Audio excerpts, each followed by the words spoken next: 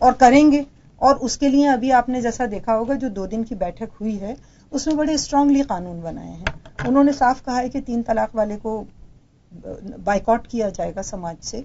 उन्होंने कहा है कि जहेज के लिए वो सवाल ये होता है कि अगर आप ये बातें सिर्फ कर रहे हैं कि ख्वातीन के लिए जैसे कि बहुत हमदर्दी जाग रही है, प्यार जाग रहा है, मुझे हैरत होती है। आज ही मैं एक मीटिंग में बैठ के आई हूँ, यहाँ पे एक गाय के नाम पे आदमी को मार दिया जाता है, उसके घर में कोई माँ बहन औरतें नहीं है, उनके साथ कोई हमदर्दी नहीं है।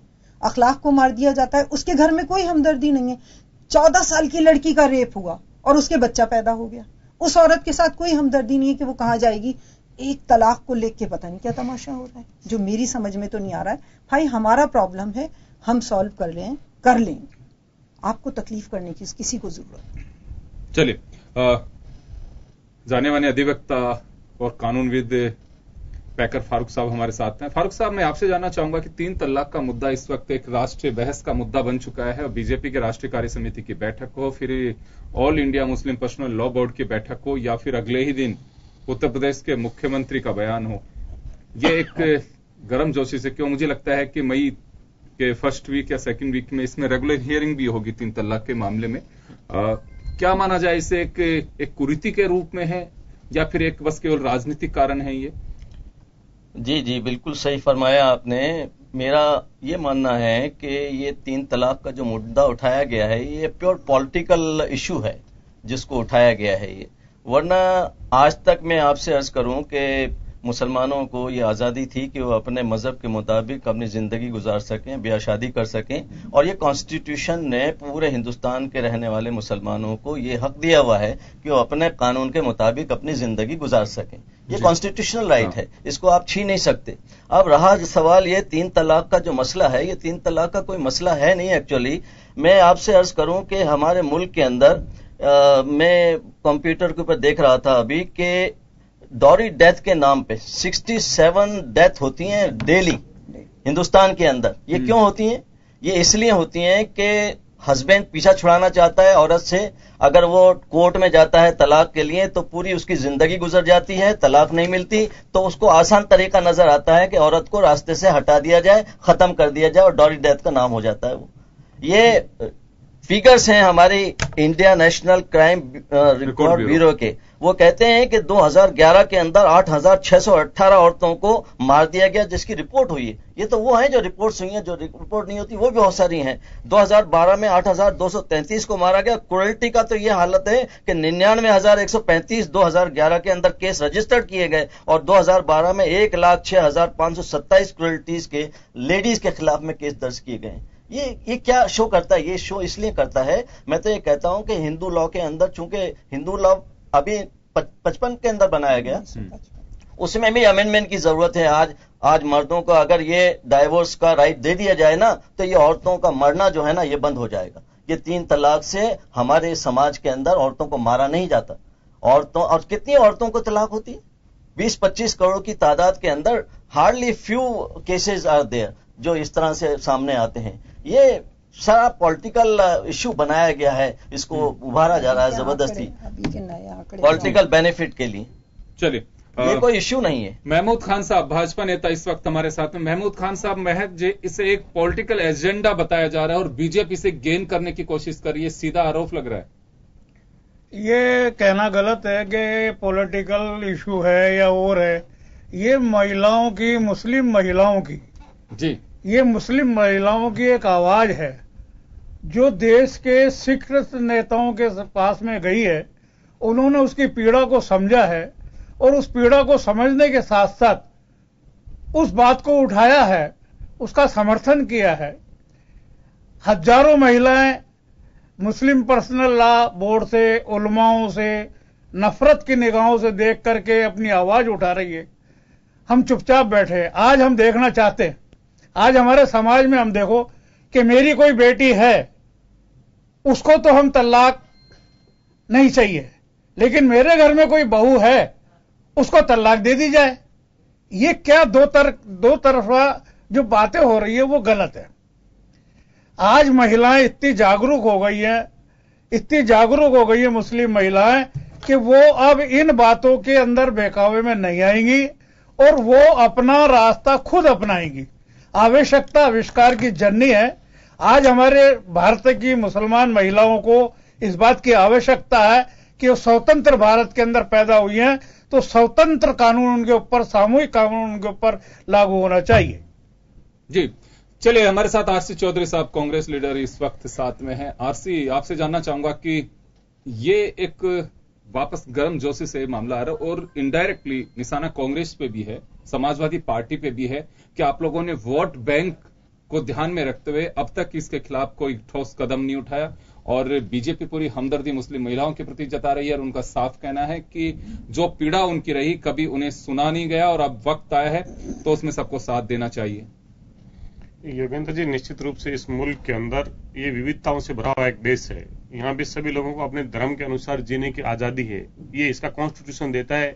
इस देश की संरचना ऐसी है, यहाँ पे जो जीने का अधिकार। और फिर जैसे आप भारतीय जनता पार्टी की बात बोल रहे हैं कि वो महिलाओं के प्रति हमदर्दी है, हम तो उनसे गुजारिश करना चाहते हैं कि महिलाओं के प्रति ही क्यों, पूरे मुस्लिमों के प्रति हमदर्दी क्यों नहीं रखी जाए।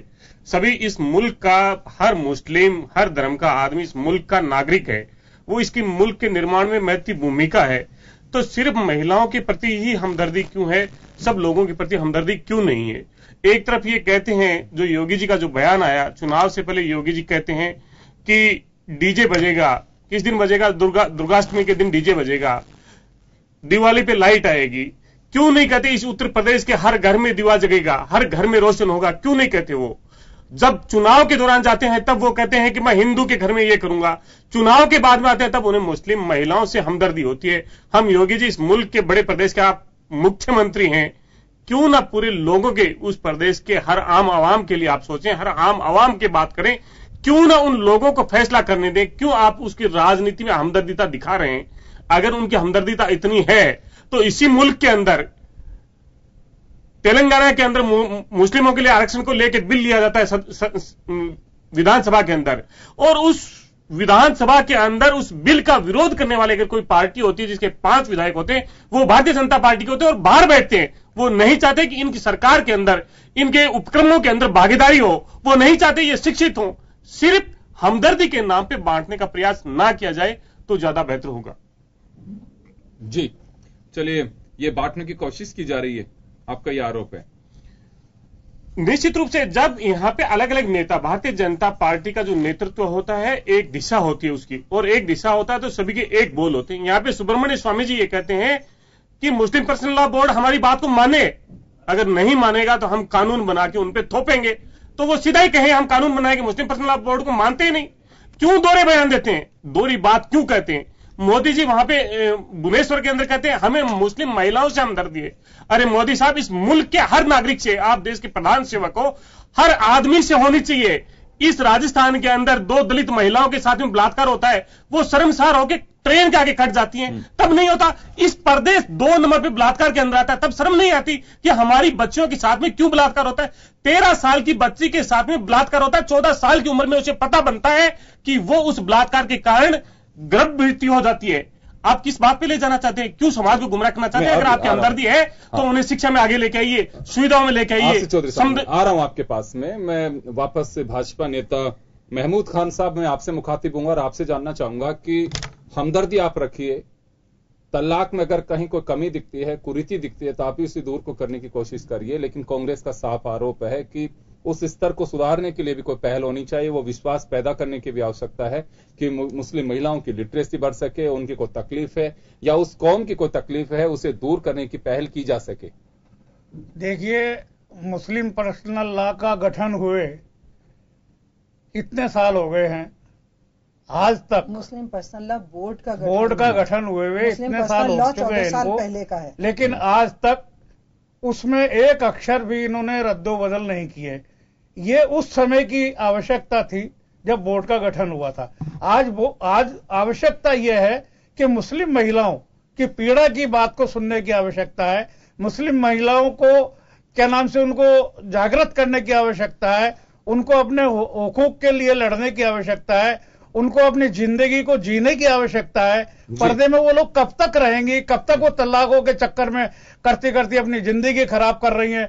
जाकर के कोई भी आदमी आता है, अपने एक शौक बना रखा है कि शादी करेंगे 4 और तलाक देंगे, फिर शादी करेंगे 4, एक को तलाक देंगे, फिर शादी करेंगे 4, एक को तलाक देंगे। तो ये माहौल मुस्लिम महिलाओं के साथ में जो खिलवाड़ हो रहा है, ये हम मानते हैं दूसरी जाति में भी है, लेकिन मुस्लिम महिलाएं इसका सबसे ज्यादा उत्पीड़न हो रही है, क्योंकि वो अशिक्षित, अज्ञानता के कारण हो रही है। वो पढ़ी लिखी नहीं है। अदर्स कास्ट की वो लड़कियां पढ़ी लिखी है, वो अपनी रोटी रोजी खुद चला सकती है, अपना जीवन यापन खुद कर सकती है, लेकिन मुस्लिम महिलाएं अंगूठा टेक है। और आज भी मैं ये कहना चाहता हूं 2% भी भारत की मुस्लिम महिलाएं पढ़ी लिखी नहीं है, और वो इस तलाक का बोझ सहन कर रही है। ये एक पाप है। मुस्लिम महमूद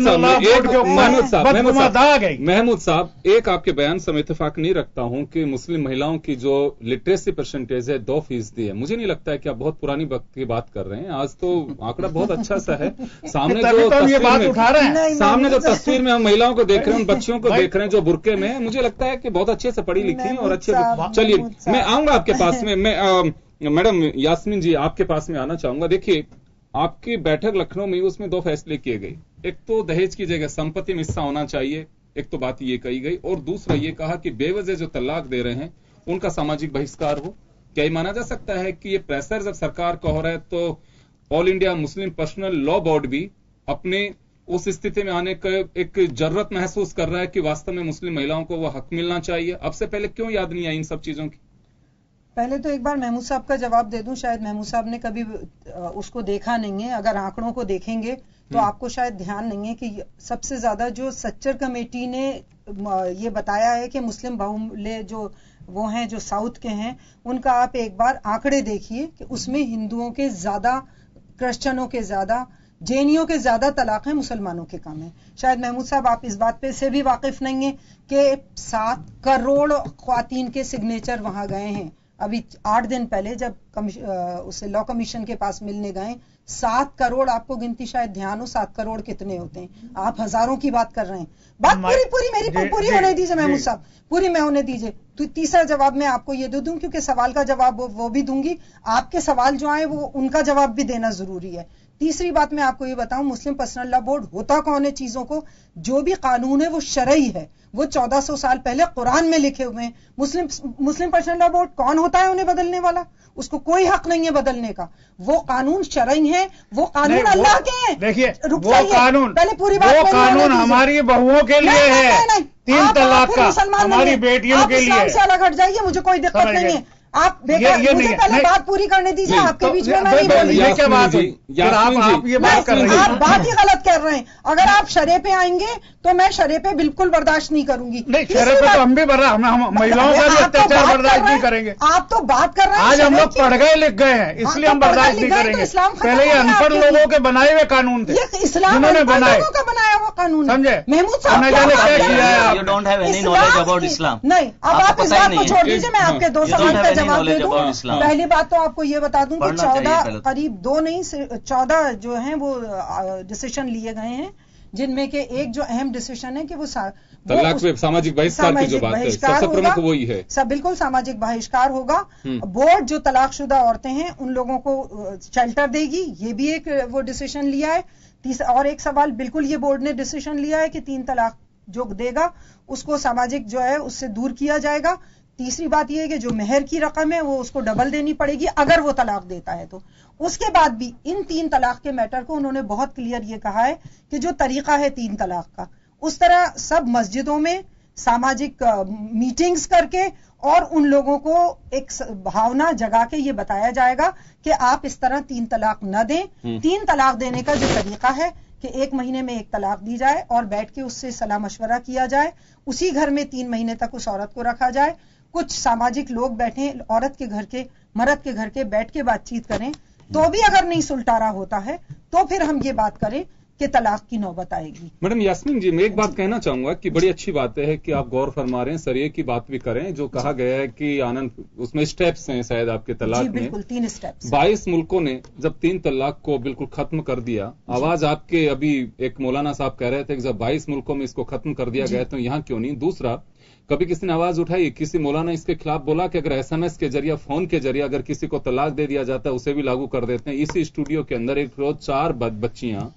एक की उम्र 22 साल, 19.5 साल, उनके मैं नाम डिस्क्लोज नहीं कर सकता, यही बैठ करके उन्होंने बाकायदा कहा कि हम लोगों को सिर्फ तलाक तलाक कह करके घर से बाहर निकाल दिया, एक के 2 बच्चे हैं कि अब हमें कौन अपनाएगा। कुछ वो एक तरह से ये कह रही थी कि इस कुरीति का अंत होना चाहिए, या फिर आपके जो मौलाना साहब हैं कि 2-3 मस्जिदों के उन्होंने नाम गिनाए, उनके पास भी जाकर के उन्होंने अपने दुख को बताया, लेकिन किसी ने सहयोग नहीं किया। तो ये माना जा सकता है कितने दिन से मुस्लिम पर्सनल लॉ बोर्ड, उसको भी सरिये की याद नहीं आई, जब हालात एकदम बेकाबू होते चले गए तब ये सारी चीजों की याद आ रही है। मुश्किल ये हो गई है कि कुछ औरतों को इकट्ठा करके बीजेपी ने प्री प्लान के तहत, देखिए मैं आपको शायद पता नहीं है कि ये शुरुआत कहां से हुई थी, मैं उसका क्लियर करना जरूरी समझूंगी। ये एक हिंदू औरत ने, गैर मुस्लिम औरत ने कोर्ट में ये लगाया था कि मुझे हर्जा खर्चा अपने बाप की जायदाद में से मिलना चाहिए। आपको शायद ये पता होगा कि हिंदू लॉ में जो वकील साहब बैठे हैं कि पारिवारिक जो मसला होता है उसमें लड़की को हिस्सा नहीं मिलता। उसने बेचारी ने अपनी गुहार की थी, जज साहब ने उसे कोई डिसीजन नहीं दिया। अब मिलने लग गया, लेकिन उसमें कोई डिसीजन नहीं दिया, नहीं मिला, उसमें कोई डिसीजन नहीं मिला। और उसके बदले जज साहब ने ये लिख के दे दिया कि मुस्लिम औरतों के साथ, जबकि कोई मुस्लिम औरत उनके पास नहीं गई थी उस वक्त तक। ओरिजिनली सत्य ये है। और जब उसने जब ये लिखा गया और लॉ कमीशन को भेज दिया गया, जबरदस्ती के मुस्लिम महिलाओं के साथ बहुत दिक्कत हो रही है। आप मुझे एक बात बताइए, किस औरत के साथ यहाँ किस समाज में दिक्कत नहीं है? लेकिन उसका यह मतलब नहीं है कि हम कानून को जो और 50 औरतों के फायदे का है हम 3 के लिए बदल देंगे। आपको पता है कि मैंने 12 साल तक फैमिली कोर्ट में काउंसलिंग की है। मैंने 12-12 और 14-14 साल तक लोगों को सेपरेशन में देखा है। अगर आप ये कह रहे हैं ना कि तलाक रेट्स, आप ऐसा करिए, जाके देखिए कि तलाक, अगर आप मुसलमानों की बात करते हैं तो सेपरेशन रेट कितना हाई है हिंदुओं में और क्रिश्चियंस में, इतना ज्यादा हाई है कि आप सोच नहीं सकते। और आज भी जो मैं 4 बिल्कुल मुस्लिम हाई लेवल की जनसंख्या वाले वो हैं, उनके हमारे पास टारगेट सारे वो डेटाज हैं जिसमें क्लियर है। कन्नूर और 4-5 का मेरे पास अभी हाथ में नहीं है, मैं आप कहेंगे तो उसको भेज दूंगी, कि उसमें ये साफ लिखा हुआ है कि मुस्लिम महिलाओं के तलाक कम है। दूसरे, आप जब डेटाज देखते हैं तो ये देखते हैं कि तलाक मर्द ने दी। 50 बार ऐसा होता है क्योंकि कोर्ट में जाने की अजाब से बचने के लिए मुसलमान औरत कहती है कि भाई मुझे तलाक दे दे तू, और हमने बैठ के 50 बार तलाकें दिलवाई हैं औरतों को कि उनकी जान छोड़ो भाई, तुम 3 तलाक दो अभी यहाँ के यहाँ।